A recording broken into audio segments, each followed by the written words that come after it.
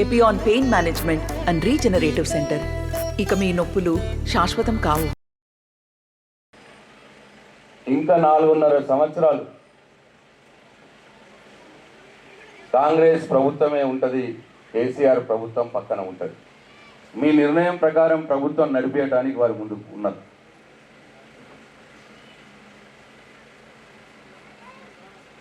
సరే, చూస్తూ ఉన్నాం.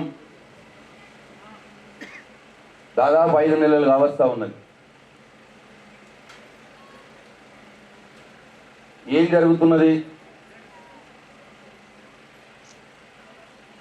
మేము ఆ మధ్యలో ఒకసారి, అయ్యా మీరు ప్రజలకు చాలా మాట ఇచ్చినారు,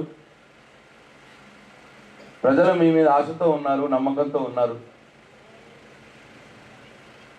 మాకంటే ఎక్కువ చేస్తామని చెప్పినందువల్లే, మాకంటే మంచిగా చేస్తామని చెప్పినందువల్లే ప్రజలు మీ మీద నమ్మకంతో మీకు అధికారం ఇచ్చినారు. మీరు గిది చెప్పినారు. బడ్జెట్ సమావేశాల్లో నేనే మాట్లాడాను. 55 నిమిషాలు మాట్లాడాను. మీరు చెప్పిన హామీ ఇది, దీనికి ఇంత మీరు డబ్బు పెట్టినారు, కానీ ఇంత డబ్బు కావాలి, ఈ తక్కువబడ్డ డబ్బు ఎక్కడి నుంచి తెస్తారు అన్న మాట నేను ప్రతి హామీ మీద కూడా అడగడం జరిగింది. ఎందుకంటే మా బాధ్యత ఈరోజు ప్రతిపక్షంలో మీరు మమ్మల్ని ఉంచినారు కాబట్టి, మీ తరఫున మేము ప్రభుత్వాన్ని అడిగే బాధ్యత మా మీద ఉన్నది కాబట్టి అసెంబ్లీలో అడగడం జరిగింది. వచ్చినా కదా, 100 రోజుల్లో నేను హామీలు అమలు చేస్తా అని చెప్పిన నేను ఎన్నికల ప్రచారంలో, తప్పకుండా మేము అన్ని 100 రోజుల్లో హామీలు అమలు చేస్తామన్న మాట మాట్లాడినాడు.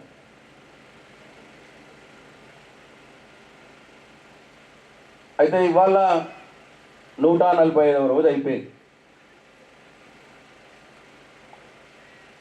సరే, ఈ సందర్భంలో ఇప్పుడు ఎన్నికలు వచ్చినాయి. ఇవాళ పార్లమెంట్ ఎన్నికలు వచ్చినాయి. ఇప్పుడు అడిగినాం మేము, ఏమయ్యానంటే లేదు నేను ఆగస్టు 15 కల్లా అమలు చేస్తా అన్నమాట మాట్లాడుతున్నాడు. ఇప్పుడు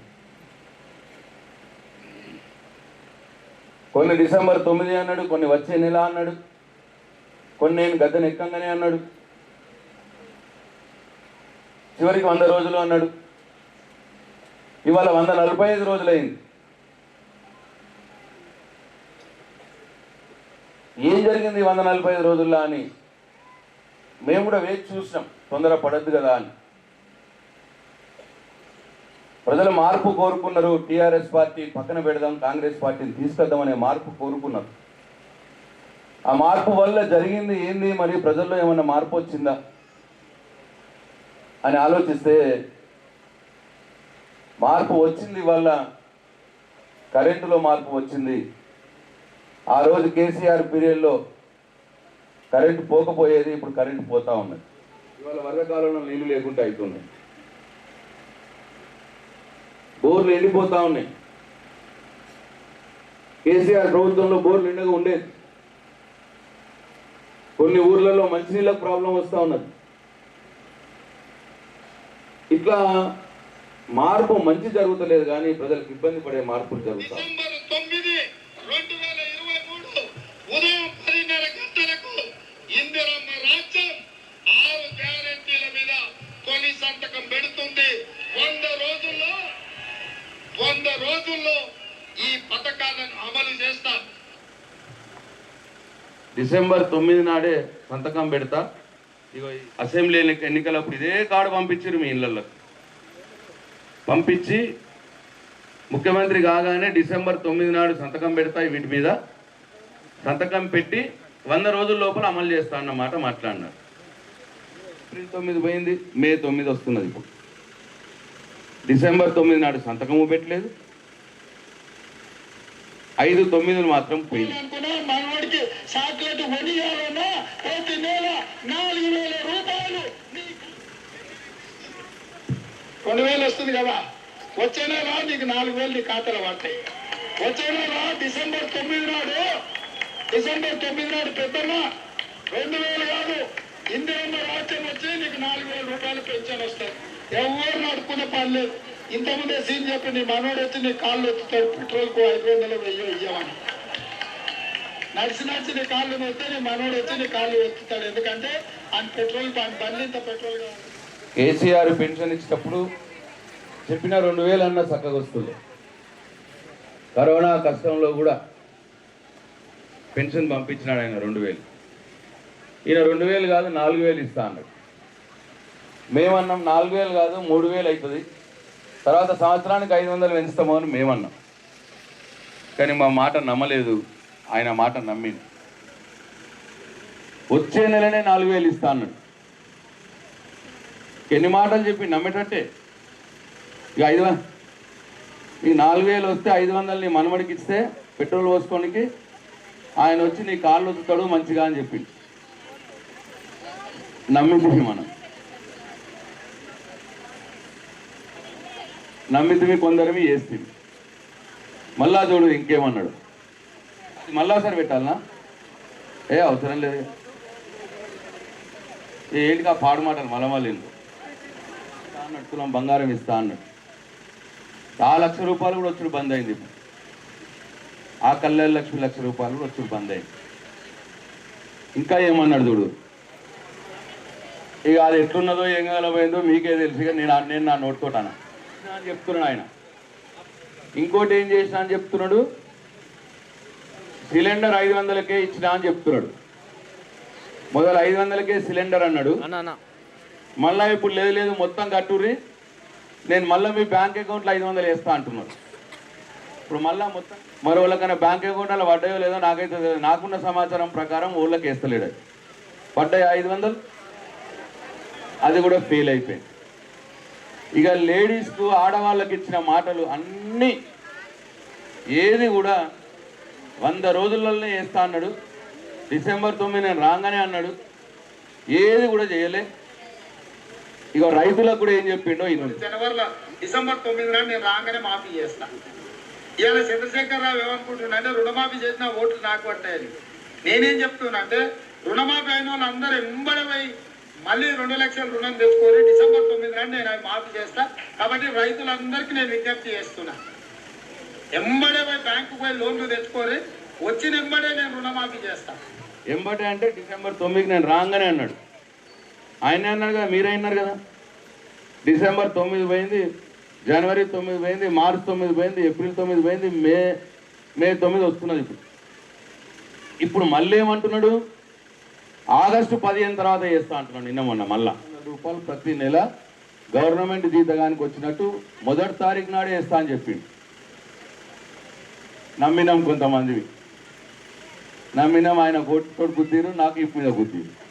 ఈ గ్యారెంటీ కార్డు తీసుకుపోయి లింబాద్రి గుట్ట ఉన్నది కదా, మన ఏరియా లీడర్ పోయి లింబాద్రి గుట్ట దగ్గర ఇది పూజ చేయించి ఈ కార్డుని లింబాద్రి గుట్ట నరసింహస్వామి సాక్షిగా మేము ఈ 6 గ్యారంటీలు 13 హామీలు మేము 100 రోజుల్లో చేస్తాము అని చెప్పారు. వీళ్ళు మైక్లో చెప్పారు. నరసింహస్వామి మీద కూడా ఒట్టేసి చెప్పారు. పోవాలిగా 100 రోజులు అయిపోయి 140 రోజులు వచ్చి ఏం కావాలి నరసింహస్వామి పాపం లింబాద్రి గుట్ట స్వామి వట్టిగా ఆయన గుంజిరు దీంట్లో. అది పోయింది కదా, అది పోయింది నరసింహస్వామిగా. ఇప్పుడు మళ్ళీ కొత్తగా ఏ ఊరు పోతే ఆ ఊరు దేవుడి మీద పెడుతురు. మీ వన్నెలు కడితే మీ వన్నెలు దేవుడమ్మ మీద పెడతారు. ఇక దేవమ్మ మీద పెడతారు మీ వన్నెల. ఇప్పుడు రేవంత్ రెడ్డి ఏ ఊరికైతే పోతున్నాడో ఆ ఊర్లో దేవుళ్ళందరూ భయపడుతున్నట్టు ఇంట్లో పింగళ మామిడి ఒట్టేసి పెడతాడో. ఇప్పుడు మళ్ళీ దేవుడి మీద ఒట్టు పెట్టాడు ఎందుకు? ఏ ఊరికి పోతే ఆ ఊరు దేవుడి మీద ఒట్టేసి చెప్తారు. ఇప్పుడు మళ్ళా ఇంకా ఏమన్నాడు, ఎలక్షన్లు అయిపోయిన ప్రభుత్వం ఫామ్ చేసిన మర్నాడు నుంచి 5 రోజుల్లో పసుపు బోర్డు ఏర్పడుతుంది. పసుపుకి, ఎర్రజొన్నకి, చెరుకుకి నామని ఆల్రెడీ చెప్పారు. 5 రోజుల్లో పసుపు బోర్డు ఏర్పడుతుంది ఇస్తా అన్నాడు. ఇప్పుడు రేటు పెరగగానే నాదే గొప్ప అంటుంది. పంట తగ్గి రేటు పెరిగింది, మళ్ళీ డిమాండ్ తగ్గగానే మళ్ళీ తగ్గుతున్నది. అది 25కి పోయింది, 18కి పోయింది, మళ్ళీ ఇప్పుడు 12కి వచ్చింది. పసుపుకు మద్దతు ధర ఇచ్చుడు అంటే ఏంటంటే వడ్లు ఎట్లయితే కాంటబెట్టి ప్రభుత్వమే కొని బ్యాంకులలో పైసలు వేస్తున్నదో అప్పుడు మద్దతు ధర ఇచ్చినట్టు పసుపును కూడా ప్రభుత్వమే కాంటలు పెట్టి కొని బ్యాంకులలో పైసలు వేస్తే పసుపుకు మద్దతు ధర ఇచ్చినట్టు. ఇట్లా 5 రోజుల్లో అన్నీ చేస్తా అని చెప్పిండు ఆయన. Bond paper రాసిచ్చిండు. 5 ఏళ్ళు అయింది మనల్ని మోసం చేసిండు. అదే బీజేపీ పార్టీ అయిన పని. ఇప్పుడు నేను ఏమంటున్నా అంటే కొంచెం జాగ్రత్త వినండి దయచేసి. ఇప్పుడు ఈ పార్లమెంట్ ఎన్నిక ఇది నా కోసమేం కాదు. ఈ ఎన్నిక కారు గుర్తుకు మీరు ఓటేస్తే నేను ఎమ్మెల్యే అయిపోయి మంత్రినేం కాను. నేను 4.5 ఏళ్ళు ఇట్లా ఎమ్మెల్యేగా ఉండాల్సిందే. పక్కన ఈయన కాంగ్రెస్ ఆయనే ఉంటాడు ముఖ్యమంత్రిగా. అట్లనే ఈ బీజేపీ వాళ్ళు కూడా అయితే బీజేపీ వాళ్ళు కేంద్రంలో పోతారు, లేకపోతే కాంగ్రెస్ వాళ్ళు కేంద్రంలో పోతారు. మనం కేంద్రంలో చేసేదేం అంటే మన ప్రభుత్వం ఏర్పడదు. కానీ ఇప్పుడు నేను మిమ్మల్ని ఏం చేయమని కోరుతున్నా అంటే, సరే మనం పోయినసారి ఎన్నికల్లో 2 సార్లు మాకు ఇచ్చినామనో, ఒకసారి ఇలా చూద్దామనో, మాకంటే వాళ్ళు ఎక్కువ చేస్తామని చెప్పినందువల్ల, లేదు మేము ఇంకేమన్నా చేయలేకపోయినందువల్ల, మా మీద కొద్దిగా కోపంతోనో ఏదో రకంగా మాకు కాకుండా కాంగ్రెస్ పార్టీ కోటేసినారు. ఇవాళ కాంగ్రెస్ పార్టీ అధికారంలో ఉన్నది, ఉండదు. ఇప్పుడు ఎన్నికని, ఈ ఓటుని మనం ఒక అవకాశంగా వాడుకుందాం. ఎట్లా? సపోజ్ ఇప్పుడు నువ్వు చెప్పినవి మాకేం చేయలేదు, నాకు మీ మీద కాంగ్రెస్ పార్టీ మీద బీజేపీ పార్టీ మీద మాకు బాధ ఉన్నది, మాకు కోపం ఉన్నది, మీరు చెయ్యాలి ఇది తప్పకుండా అని చెప్పాలంటే వాళ్ళకు కొద్దిగా చురుకు పెట్టాలి. కాంగ్రెస్ పార్టీకి బీజేపీ పార్టీకి చురుకు పెట్టాలి.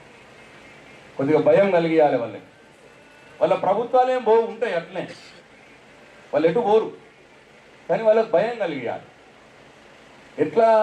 ఈ ఎన్నికల్లో ఓటు ద్వారానే వాళ్ళకి భయం కలిగాలి. వాళ్ళకి వేయకుండా, వాళ్ళిద్దరికి వేయకుండా, ఇవాళ మేము అడిగే పక్షంలో ఉన్నాం కాబట్టి మీ తరఫున అడగటానికి, మాకు శక్తినివ్వటానికి కారు గుర్తు ఓటేయండి ఎన్నికలు.